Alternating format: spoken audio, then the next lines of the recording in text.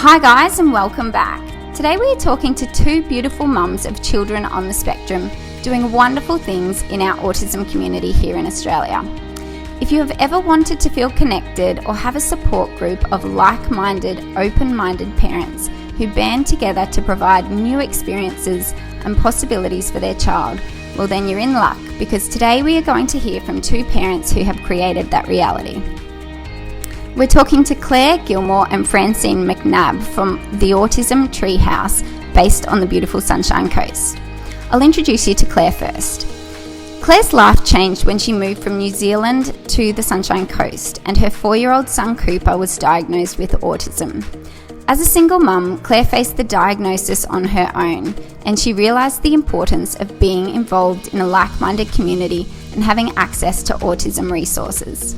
She saw the need for an organisation that could help families navigate appropriate programs to assist with the development of social and life skills, and because of this, the Autism Treehouse was born.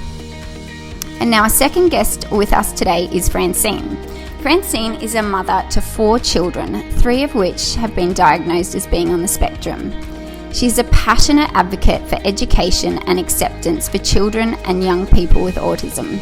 And Francine is on the board for the Autism Treehouse. Hello, ladies. Hi, Anna. Thanks for having us. It's lovely to have you on the show. I'm super lucky that you're joining us today. Now, I'd love to kickstart today by hearing about your individual journeys as parents of children on the spectrum, because I think while every parent travels a different path, they also have a very similar experience in terms of their challenges that they experience. So if we can, have a bit of a chat about, and I might start with you, Claire, if we take a few steps back and talk about the early days and getting a diagnosis and all the things that sort of followed that. Yep, sure. Well, as you mentioned before, I'm a single mum, and Cooper was my first child. So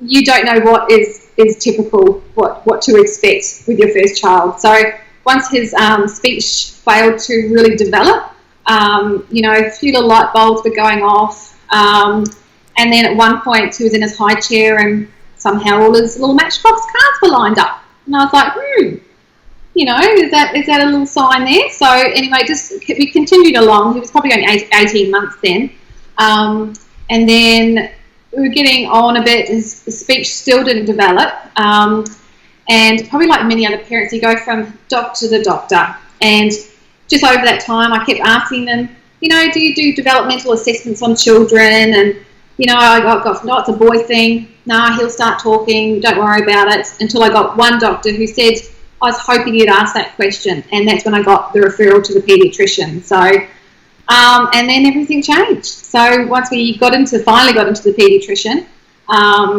and she's had a good look at it and had a chat, saw his behaviours, said come back next time, and then we're likely to get a diagnosis. So so we did. We went back, and she was like, "There's your bit of paper. There's your diagnosis."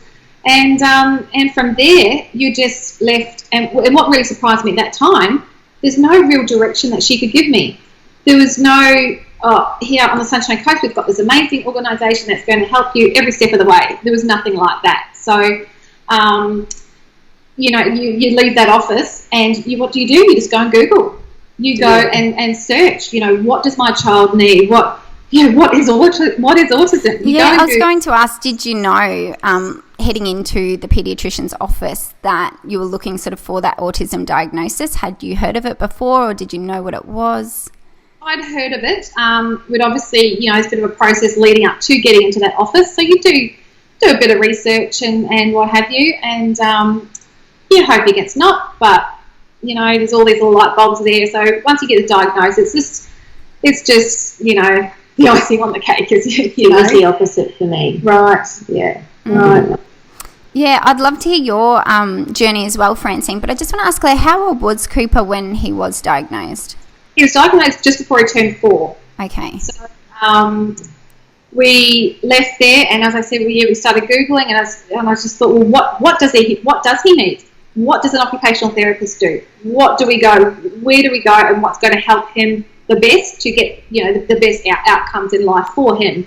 And so you start searching everything. Oh, is that the best option? Is that there was no one place on the coast to go to get that information, especially about funding. Where do you go to get your funding organised? What are the services on the coast? What are the best, are there any social things for him to do? There's no one to really connect with. So that's the whole beginning of the Autism Treehouse.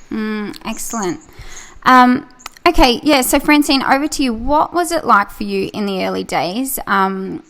In the intro, I said that you've got 4 children and 3 of which are on the spectrum. Can you tell us what it was like in the diagnosis early stages and sort of what life is like at the moment and sort of your journey through the autism maze?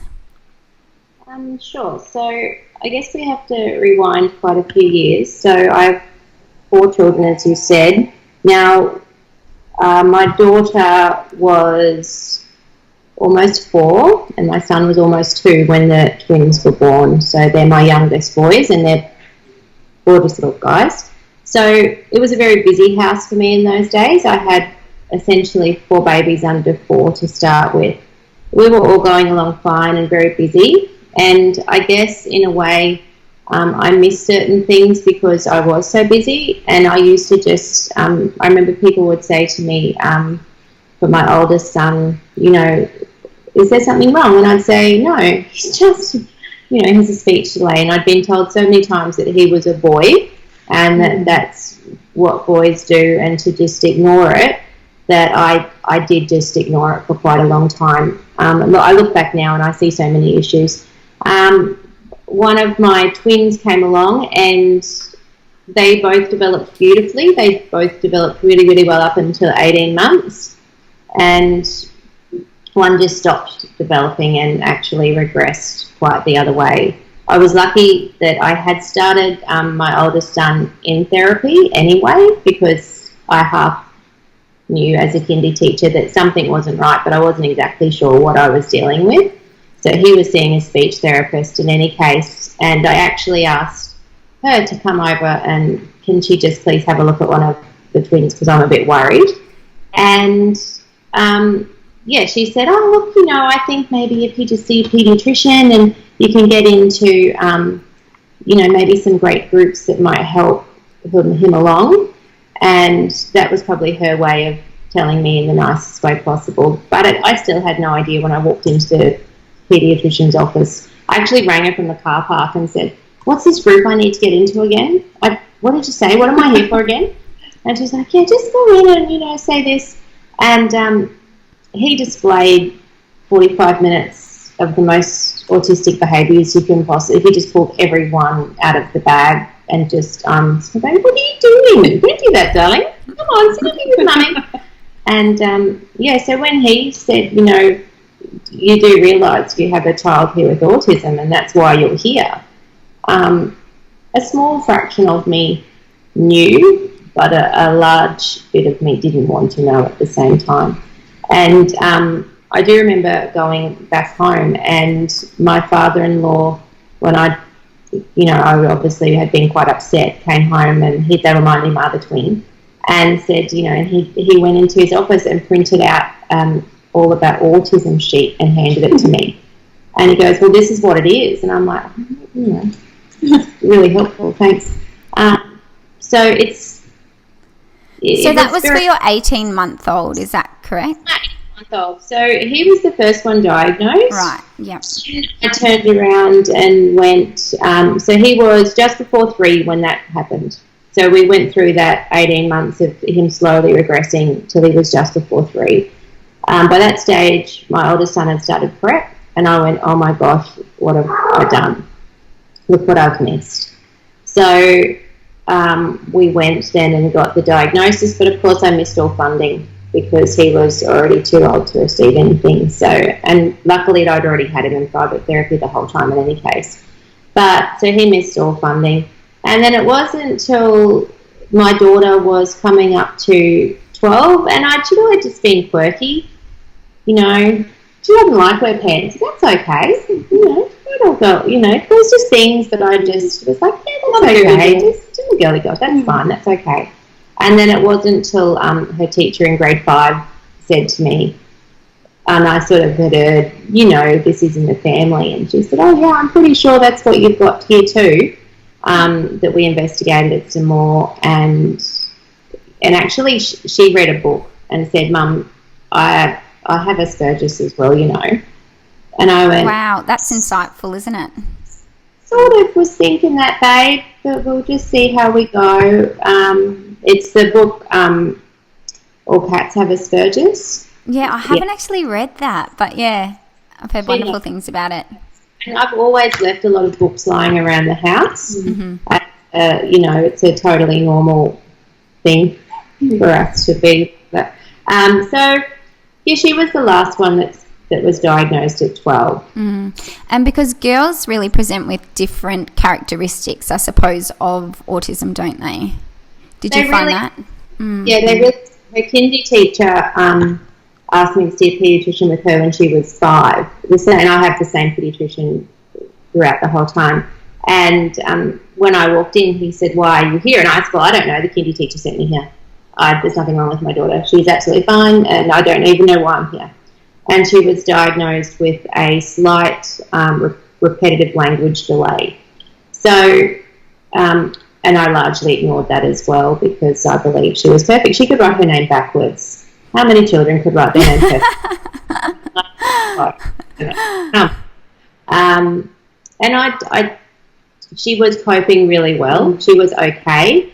Socially, yes, she's always struggled a little bit, but she was okay. So I just let it go for a little bit with her. Mm. But it does become apparent the older they get. And going into high school, I felt it was important for her, if she needed any extra help, that help would be available, especially at school, for her to have the diagnosis. Mm. It sounds very common that parents sort of go through this element of denial, like they may see certain things, but I think like Tony Attwood said recently when his older son was diagnosed that love is blind, and you look beyond that and you do see all the strengths, which is obviously very good, but it can also blind you from some of the other challenging things that they find difficult in life. Also, I think as a parent, you get pregnant and then you start envisaging your life with that child and what you're going to do and the things you're going to do and how their life is going to be. And then I think you get that diagnosis and suddenly it's like your whole world or your plans, everything around you is just crashing down and you have to rebuild from the ground up. And you do grieve. You absolutely grieve. And I think it's a sense of trauma, and it's really tragic, and the tears don't stop for a long time. I came home from Percy being diagnosed, and I remember thinking, how was I going to tell my husband? Like, I was worried how he was going to take it. And to his credit, I was crying, and he said, this is the first and last time you cry. We don't cry. We move forward, and he will be fine, and we will make sure he's fine. We don't cry. We move forward. And I remember thinking, okay, and it sort of made me pick myself up and get out of the woe is us phase. So for me, the woe is me phase only lasted about 3 hours. Wow. It took me longer. Yeah. And I was really like, but I'm not saying that didn't visit me again. 25,000 times over the next 5 years where, you're having a meltdown in the shopping centre and everyone's looking at you and, or you're on a plane and everyone's judging you severely. That happened plenty of times. So, when you're getting judged harshly, you do sit there going, why me? That's just natural. Yeah. Mm.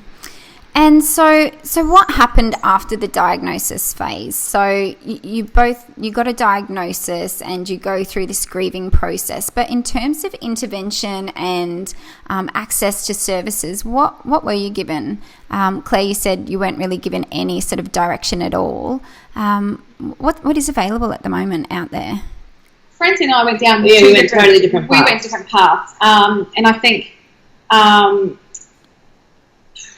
I don't know, maybe given my time again, I might choose differently. I'm not sure, but the path that we chose, we went down early intervention, a kindy for early intervention down here.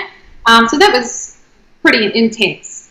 So we did that. I think along the way, for anything, it was good for education for myself, and meeting some incredible people as well. So got some lifelong friends that I've made through that, through going to that kindy. And then from there, we were there for probably 18 months, nearly 2 years, and then moving through to prep. So we had a fairly false start at one school on the coast. Didn't go well at all.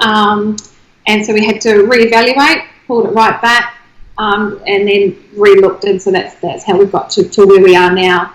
But Fran went down a different path. I guess because I already had Marlon with a local speechie, and we had made quite good friends. So now she's been my speechie for 10 years. So we've been friends for a long time.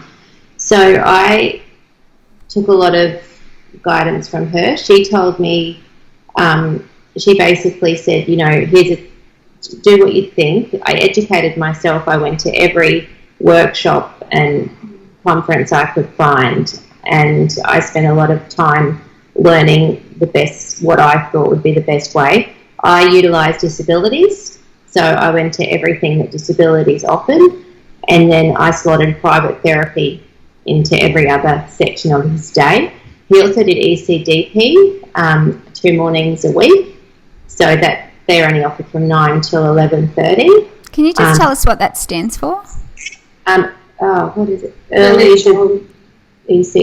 Childhood Development Program. Okay. And that's run through 2 local schools on the Sunshine Coast, and they're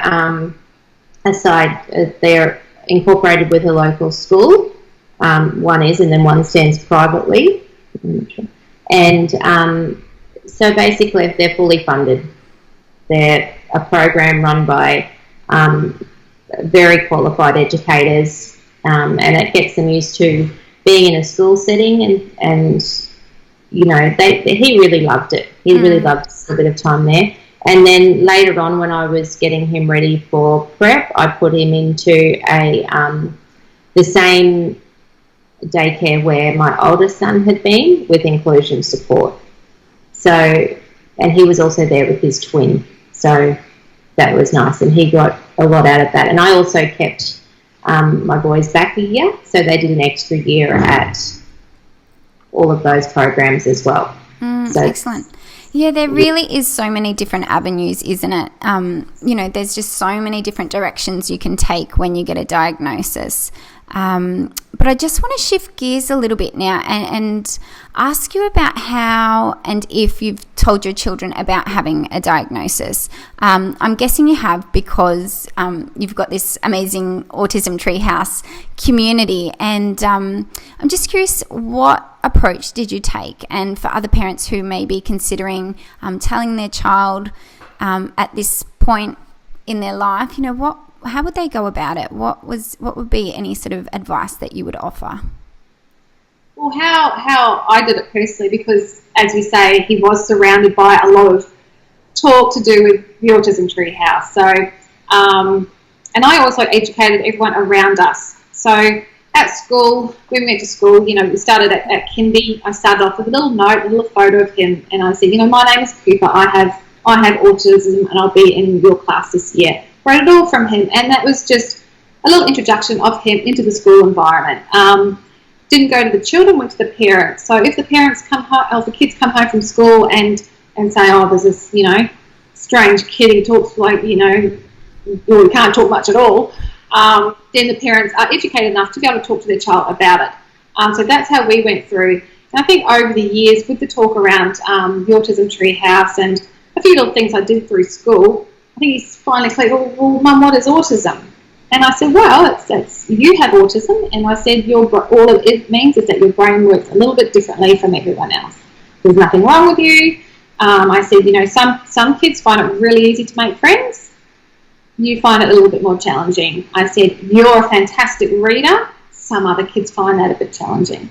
So everyone's got their strengths and weaknesses. Yeah, that's how we went along. And can I ask, how old was Cooper when you told him, or when you sort of had that discussion? That was probably a couple of years, probably 7. Okay. And how old is Cooper now? He's 9 now. Okay. So, and he knows, and if he still has a few challenges here and there, I'll say, well, that is part of your autism. This is why you have the struggles, your brain is just wired a little differently. It's never a negative thing. Yeah, no, that's beautiful. And I just say everyone has something. We all have different abilities. You're Asperger's, and I had a little bit of epilepsy when I was little, so I always say, I'm an epileptic. Dad's got a mirage of things happening, and Amy gets headaches, and and I'm everywhere. It's just been a known fact to them. I don't think they've ever really asked, or because I've just always made it known. I remember never hidden it, have you? No, I've never hide it. I've never hidden it. And I remember a couple of years ago, Percy there was a piece of chocolate cake on one of my twins on the bench, and he said, "Well, I think I really deserve the last piece of cake because I'm the one with autism." And I'm like, "Nah, mate." Yeah, not getting a bit of cake because you've got autism. That's not. So he can try. He tries. They try regularly. Yeah, they try regularly. Yeah. Okay, great. Well, let's start talking about the Autism Treehouse. So, can you talk more about what you ladies do and what exactly is the Autism Treehouse?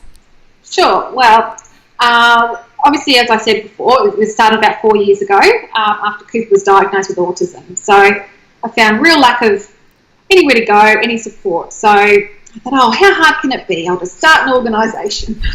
Little did I know. Ambitious. And so that's really how it came about. And it's just really, over the years, it's grown really just organically. I was work from home and just, my son wants to do that. I'm sure other kids want to as well. So let's give that a go, and we'll, provide that for the community. So what sorts of services, are you talking about? Yep, so currently now, as of yesterday, it's quite exciting news. We've just actually merged with Steps Group Australia. The wonderful Carmel Crouch came onto our board about 2 years ago now, and we have just come together and merged. She is incredible. The organisation that she's built around herself because of her child with a disability. And it's incredible. It's like 30 years on. And so for us to come in and have access to all her expertise, the people around her and services is just incredible. So with that, currently we're offering access to resources, education, social skills, and also social events and life skills programs and social events. So what that's going to mean for going forward is being able to tap in to the experience and resources through Steps. We're going to be able to offer a lot more to our local families. So to resources, we've got a great range of books that we've found useful, and even resources we can direct to other services on the coast. Anyone doing some amazing things, we're happy to refer and just to create a real community. Through our education, we offer monthly workshops as well. We've got a great relationship with a lot of local leaders in their field, local therapists, other organisations. So they come in and run free workshops for us, which is wonderful. And leading forward in our education, next year, obviously leading in with the NDIS, we'll be able to really guide and help families as they merge and come into the NDIS. So that'll be help them with the process of transitioning into there. One of our social, our life skills programs, we run a great self-defence program. So we base that out of a place down in Warana, Southeast Self-Defence. The gentleman who runs it has developed a program around his son, who also has autism. And it's called like a bully buster program. So a lot of our kids obviously get bullied because they're a little bit different. They're a little bit quirky. And that opens you up for a whole lot of negative attention from other people sometimes, other kids at school. So that's a wonderful program, and we've been running that all year now, and it's been fantastic. Yeah, well, yeah, that's right. I think it's fantastic that you're running something like a self-defense class. And it sounds like the Autism Treehouse really supports those social skills for the kids.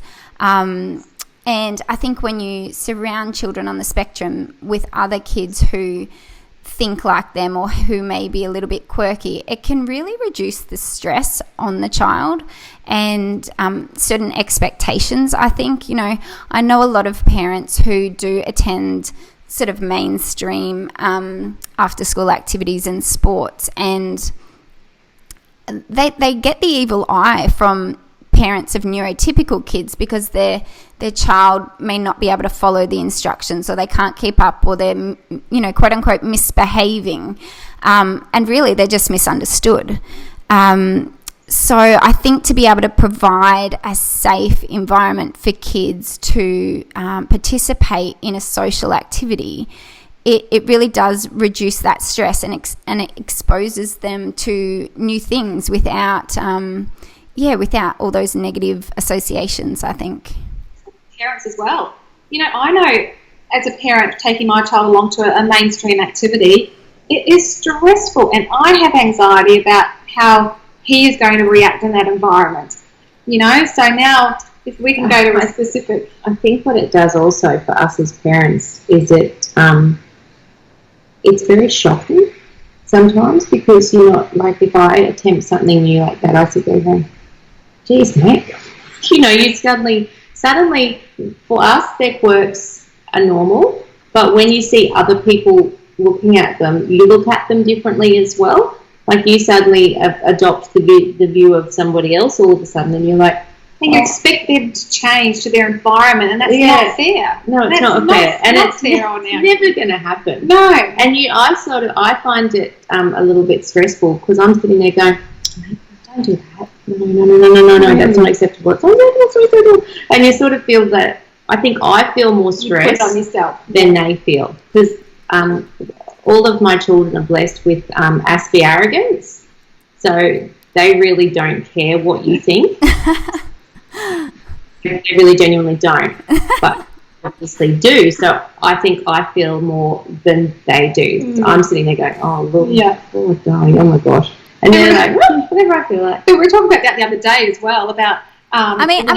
sorry, that's funny now talking about it, but obviously in the time it's really, like you said, it is stressful and it's real and it's in the moment. How do you deal, for parents who are taking their kids to mainstream after school activities and don't have access to something like the Autism Treehouse, what sort of coping strategies, or what would you recommend they do if they are feel like they're getting judged? Yeah, classic one for educating. See, I didn't tell anybody when mine started school. I stand back and look at the key players in a room and make sure they know. So assess the group, assess the parents, find the key players, smooth my way in, basically, and let them know in the nicest, possible way, that's because, we're blessed with autism. So that's why we do things a little bit differently. I don't go in with it as an excuse, a reason, something you should feel sorry for us for. I don't feel like they should... I don't feel like they should treat us any differently for that reason, but perhaps react differently. And that's on them, not on us. Because as I said, we really don't care. At the end of the day, they all sleep pretty well. They honestly, it's quite funny listening to them. They're just quite happy. So, and I think I've adopted a little bit of their attitude as well, that, and my husband's got a really great saying that he says to them when they're worrying. And he only said it to me this morning when I was whinging about something. That, do you really think the lion hears the monkey's chatter? They don't. And I think that just consistently building them up all the time, that who cares what people, don't worry about it, mate. It doesn't matter. You're doing your own thing and you're doing it really well. And if you're exceeding and you're doing your thing really well, that shouldn't bother you. So I adopt a little bit of a different strategy than Claire does. And if they ask me, I would be quite happy to tell them. And, there has been those quite a few times during those years where I have, had to put someone in their place because they've looked like they're going to rouse at one of my children for misbehaving. And, no, I'm sorry, that's your arrogance. My child has autism, so... Don't get me wrong, I don't walk in and go... What's your excuse? Yeah. My child's got autism, but just so far as school goes, throwing out flyers. definitely don't do it like that. And even to this day, like I don't tell parents because I figure that they're doing okay. They're getting by. They're all in mainstream school. We're in mainstream school. That was our goal. We're there. They're at expected level. Yeah. They're achieving. They're, we're all even going to the playground right now. So, we're achieving. We're okay. Kicking goals. Kicking goals, and if we can just keep going like that. And, as Claire said, when Coop was born, she had, all those expectations and things like that. And I think that I get by because I have nil expectations. I really do. And I never dream about the future. And I never think, wow, what's it going to be amazing when that happens? And just taking each day as it comes and handling those challenges within the next, I never look further than a week or so. That helps me cope. I don't dream about what could be. I just cope with what can be today. Yeah, I think that can be an excellent strategy that can work for lots of different parents. What about you, Claire? What's your sort of take on that?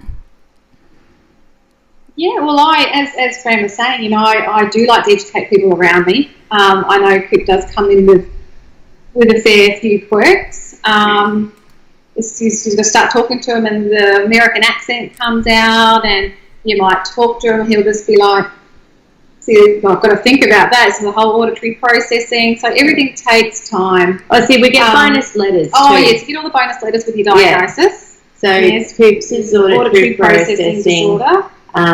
The sensory processing disorder. We have ADHD, ADD. So we're more like bouncing around the wall. We're going everywhere. And it's a lot more quiet. Yeah. But also because it's just, at home it's just Coop and I. Yeah. I'm a single mum. He's the only child, and that's our lot. You get home and you think, oh goodness, we haven't spoken to each other. We're going to go and chat to him. Really, because he's just so. And I dream of that. That's the thing about autism, isn't it? I mean, the spectrum is just so wide, and children can be polar opposites, but they will still have the same diagnosis. So I think it really does take, parents have to understand that they might take, every parent may take a different approach in terms of how they discuss things with their child, the sorts of activities they might engage in, really everything. It's so broad. Yeah, absolutely. Also, how much is for the child? You've really got to remember to take time for yourself. I didn't want to go to a typical support group. I didn't need one of those. I didn't want to.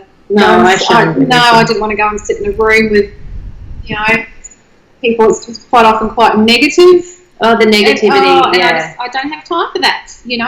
This is what we've been given. We don't allow Let's get on with it. And so everything that we do, even through Autism Treehouse, it's positive and it's fun. And we meet for a monthly catch up out at the local cafe, or we get out into the community and really trying to connect with each other. And and while we're empathetic, we understand, we've been through it. We know how you feel. We know where you're going. We know where you've been. Sometimes it's quite quite hard to deal with that negativity because we're trying so hard to be positive for our children, that we try and encourage other parents to do that as well. And there is a lot of negativity in the autism world, and people who aren't happy with services and things like that. So it's about trying to put people in touch with services that they can get something out of as well, and find ways around those negative things that are happening for them. In terms of the services and what the children can get out of the services at the Autism Treehouse,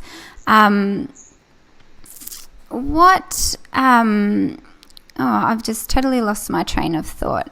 What sort of improvements do you see in the children when they attend these different sort of social events? What other than the self-defense program do you run, and what sort of changes have you noticed in your children? Have they been able to make more friends? Has their confidence improved? Can you have a little chat about that? I'd love to hear your thoughts. Well, through starting Autism Treehouse, just along the way, Coop's just been dragged along to everything. I think beforehand we probably wouldn't have done half as much stuff, activities, events, everything. So I think along the way, come and try sport days, and it's just getting him out of his comfort zone and saying, well, no, I'm going, so you've got to come. And then he's been kicking and screaming sometimes. But the confidence, they go and they get. If you give them the opportunity, do you want to go? Of course they're going to say no, because they want to sit at home on the couch with their iPad. You don't give them a choice.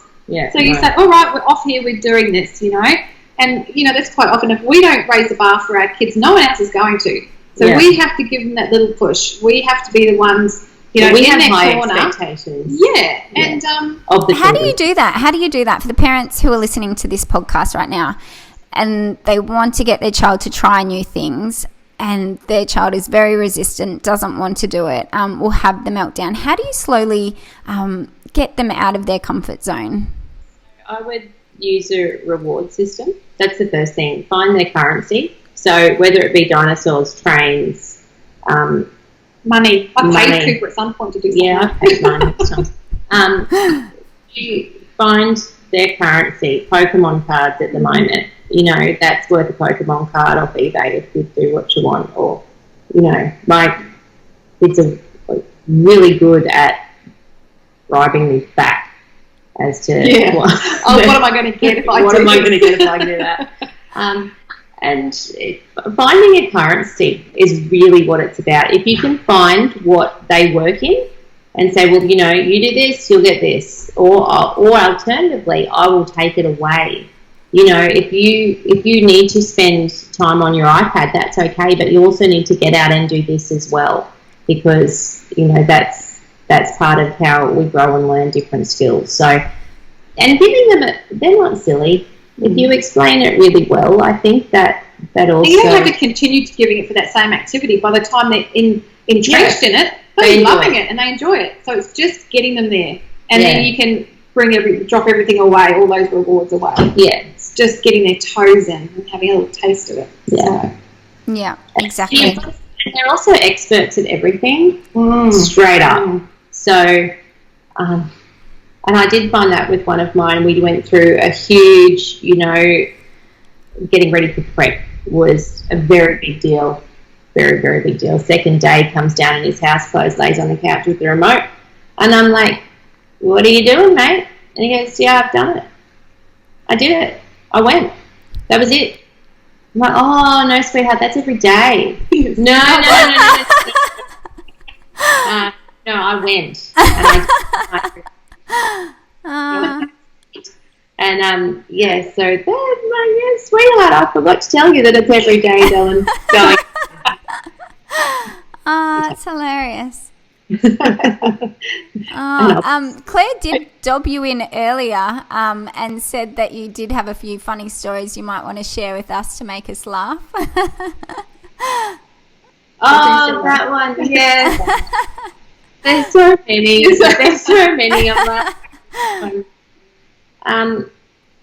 I guess, we're always encouraging great social skills and eye contact and modelling those behaviours. I'm very clear with how I speak to, especially when they were little, very clear in how I speak. And my expectations of them are high. I was at the local shopping centre with one of my youngest, and we saw the most cutest little pug cross Chihuahua little dog, and we've gone over and I'm like, oh my gosh, this is so cute. And he's very nicely asked, can I pat? And I'm sitting there going, oh my gosh, what a good little boy is. He said, can I pat? That's amazing. And I'm having a little moment to myself of how wonderful it is. And I've looked up and he was patting the man's bald head. This man has a shiny bald head. And I was just lost. Biggest moment, I'm like, oh my gosh, I saw him, the dog, wait, look at the puppy, let's pat the puppy. And the man's just sitting there, and I'm like, oh, I'm so sorry. And I do remember, as we walked away, saying, you've just experienced autism at its best. Oh, that is a crack up. Oh gosh, yeah. We've had we've had so usually you have a special interest that lasts for a long time. Lego has been throughout of ours, stretched through everything. We've had dinosaurs, reptiles, fish. Pokemon is now, our whole house is Pokemon. But my youngest went through a stage where it was Bindi and the Crocman, and he was a Crocman and would only wear the shirt, and then he evolved into Steve Irwin. And he was full Steve Irwin khaki, and he had this mop of long blonde hair and would get around saying all the phases of Steve, like, crikey, mate, and carried his little crocodile. It was the cutest thing you've ever seen in your life. It was really, really cute. But we were going on a holiday to Sydney, and I'm like, there's no way Steve Irwin's coming with us. He's just not. This has to end. I was worried that, because he had the shirt, the Australia Zoo shirt, and we couldn't do it. I didn't know what we were going to do. And my husband's very creative at coming up with things that, I just go, I don't know what I'm going to do. So one day when he was in the pool, the shirt disappeared, and I'm like sitting there going, I don't know what I'm going to say. And he's like, where's my shirt? And my husband said, it fell in dog poo. So the dog poo cleaner team has collected it, and we have to wait for it to be returned. Could take quite some time. If something gets touched by dog poo, it has to be cleaned. And he kept asking for a couple of weeks, and eventually it stopped. So cruel. It's so cruel, but it worked. I love this one because this is actually helpful. So we could never get them to sit at the table with us for dinner. He wouldn't sit with us at the table. Yeah. And we went through a summer of really bad storms, and I noted that during a blackout, he ate with us. And I'm like, he has to eat with us because of the candles. So we invented a character that would turn off the power if we weren't all sitting at the table. So every night for a couple of months, like, we'd get ready for dinner, and then right before it's about to serve up, my husband would go turn the power off.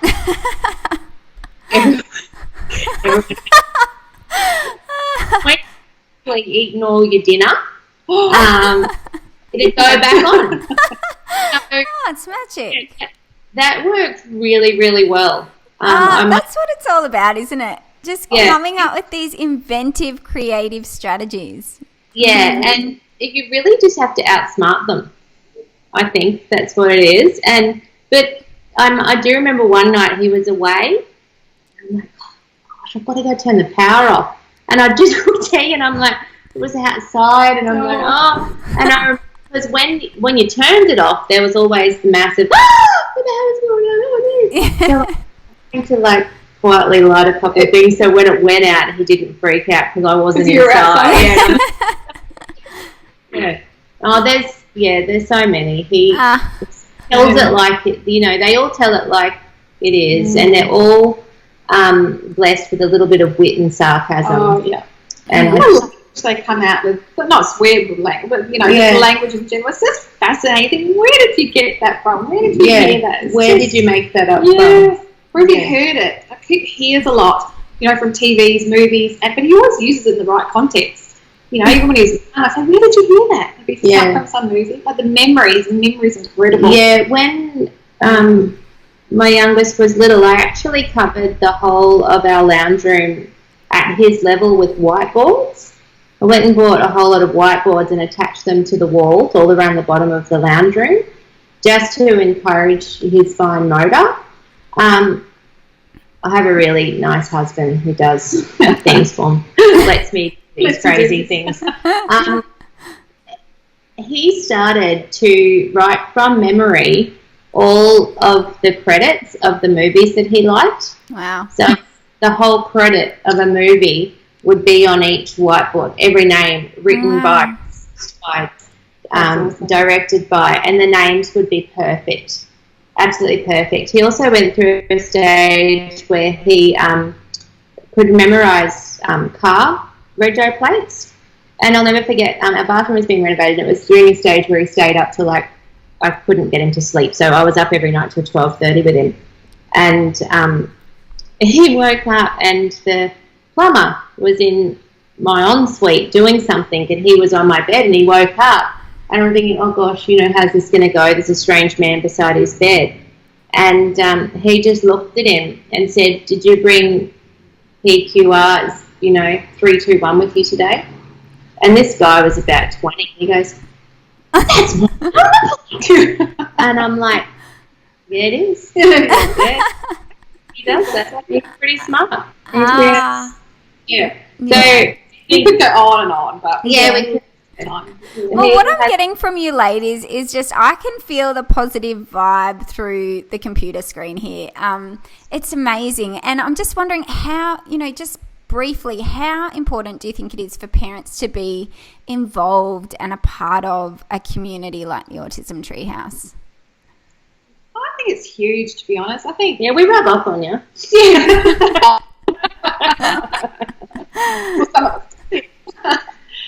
It is just in your local area, even if it's acceptance. It's acceptance. And understanding and just talking to people who get it. We sit around and have a coffee, quite often a glass of wine, and it's just, I know what you mean. I've been there, I've done that. It's a strategy. Strategy. I've done that, and this is what I did. Yeah. And you're right. I think even as an occupational therapist, I think the best teachers for me are the kids themselves and the parents. I mean, you guys come up with wonderful strategies. You're living the experience. And I think, it is so important to be surrounded by a community like that. What are there... Cull as well. You find your Cull, you have your friendship group beforehand, and you find, not everyone is supportive and wants to be part of your life post-diagnosis, and it is okay to cull. I remember a barbecue. You get started, she's off. With my 10-year-old, and we hadn't lived in this house long, and there was friends that were older friends, not autism friends, and I'm trying to serve up desserts. You're trying to be a lovely hostess, and everything's beautiful, and he comes and stands in the middle of everyone and goes, so how much longer till these people get out of our house? Oh, gosh, this is awful, Mum. Are they leaving soon? And they're standing there looking at me. And I'm just like, isn't he funny? It's so funny, isn't he? You want to go to your room, mate? Yeah, that's good.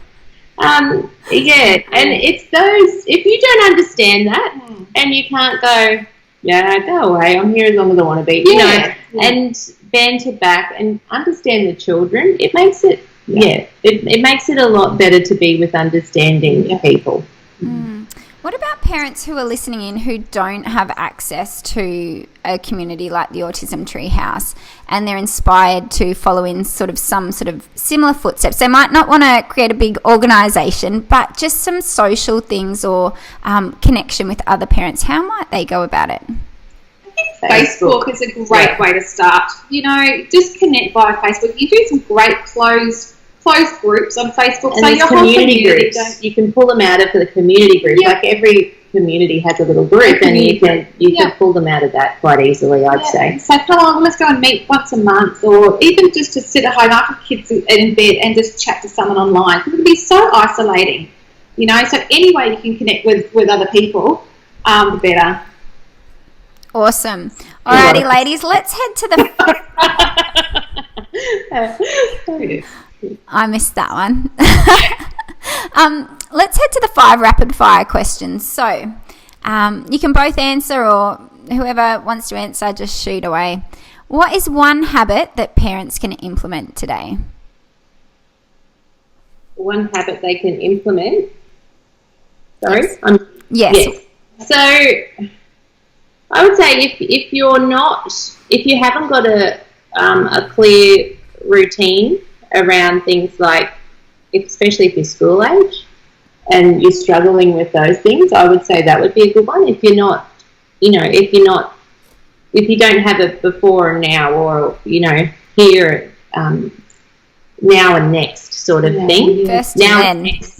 First and then. Things like that. If you're not doing that, that's a big one, especially if they're little. If they're non-verbal, learn some basic sign. That's the first thing I did. So I could communicate, because we couldn't communicate, and he picked up on that really quick. Mm-hmm. Yeah, and visuals. We just got the iPad for his morning routine. I took photos of his breakfast, took photos of the toilet, took photos of his uniform, took photos of everything. Create a photo, just an album. All right, and Monday morning, he click on Monday morning. All right, I had my breakfast. Swipe. What's next? Oh, yep, I'm going to go to the toilet. Swipe. Done that. You know, and that was great. And then you can just pull those once they've got it down. You can just start pulling those supports back. But also, don't get too stuck in routine. No, because if you get out of it, you've got to change them regularly. You've got to mix it up, and that's what we do. You know, instead of going left all the time, go right. You know, and really teaching those strategies how to cope with change as well. Yeah, excellent. Yep, I think what you're sort of saying is look at visual strategies, visual scheduling, but don't be so be flexible. Just in the early years, and then later on, because I have teenagers on the spectrum, pick your battles. Go in. Pick what you're going to go in with. Don't go in for all of them. It's not worth it. Let them win. Mm-hmm. Awesome. So number 2, what do people never ask you that you wish they did? I'd like to go out on a date. Everybody, I've been asked on a date for a long time. What do people ask you and you wish they did? You go, Claire. Yeah, I'd like them to come and say, well, what can I do to enter into your child's world? Yeah. You know, so often our kids are expected to get out of their comfort zone, go and do what other people want to do. Well, how about for a change? Someone find out about my child, find out his interests, and step into his world for a moment, you know, and do the things. You might not enjoy it.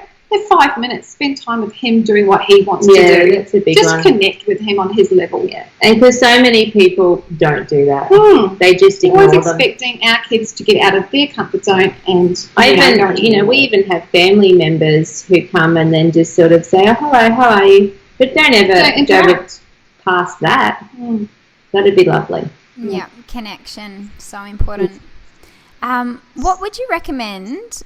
Is there one book that you recommend all parents read? I do have a big collection here, but this one by Bill Nason. So he has a Facebook page as well, which you've probably heard of. And for new starters, that's a great place to go. So can you just read out the name of the book? So it's the Autism Discussion page, and he talks about everything from anxiety, behaviour, school, parenting strategies. What we really like about the Bill Nason book is that you can just pick it up. It's not heavy. It's not content. Yeah, you're not like, oh gosh, I need overwhelming. I need a coffee to finish the next page. And you can also go straight to where you need to go and pick up what you need to pick up out of it. Awesome. Awesome. One of the first, not a book that I read, but the phrase that Welcome to Holland. I just love that Welcome to Holland little poem. I guess it is. Have you read that one? No, I haven't. Go and Google it after this. Welcome to Holland. It has me. I was a blubbering mess first time I read it, but it's a really good insight, a really good way to look at life, and it's what I needed to read at that point. Yeah, and I have seen it somewhere, but I haven't read it. Yeah, it's really good. The Rosie Project's a great book too. I give a lot of books to family and friends. If I ever, I give them away knowing I won't get them back to teachers every year as well, just in hope that they might learn something. Yeah. The Conversation Train, we both love the Conversation Train. Yeah, that's a really good That's one. a great. I use that a lot in therapy as well. Yeah, staying on track with conversation, how to keep it going, how to end it properly, what to do to get it back on track. It's really great. Yeah. Excellent. Alrighty, what is one of your top 3 unfinished bucket list items? Personally or for our children? Either. Either. For the children, I would say I would really love to see them with some really firm connections in their schooling, and that's what I aim to do. For them to survive school, to come out in one piece with their confidence, self-esteem intact. If they learn something along the way, that's an added bonus. Yeah. But for me, it's coming out confident, happy, self-esteem intact, and positive, happy, polite child. Yeah. Polite. Yeah. Yeah. We'll go with manners. Manners, totally. Awesome. And if you could only offer one piece of advice to parents, what would it be? Don't be too hard on yourself. You've been given this, and as I was saying before, you do have this path in mind that this is going to happen. But yeah, you might get your diagnosis and veer off to a whole other path, but who's not to say that's not a better path? It's not always doom and gloom, and it can be positive and rewarding and exciting and just different to what you had planned. And take everyone's advice, just like you do when you're pregnant and people give you all of that random advice they give you.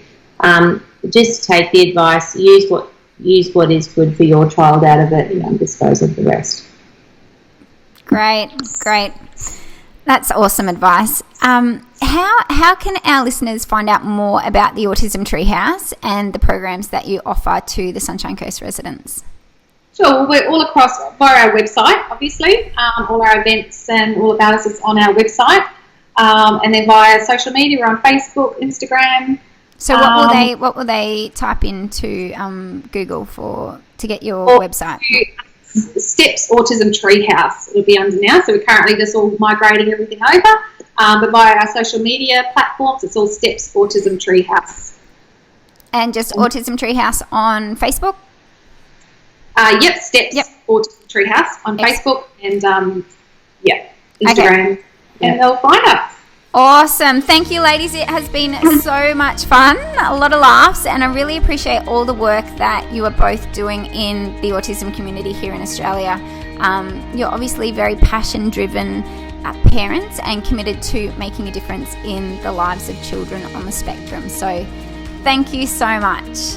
Well, thank you very much for your time. Thank you for having us. Cheers. Really enjoyed it. Thanks, guys. See ya. See ya.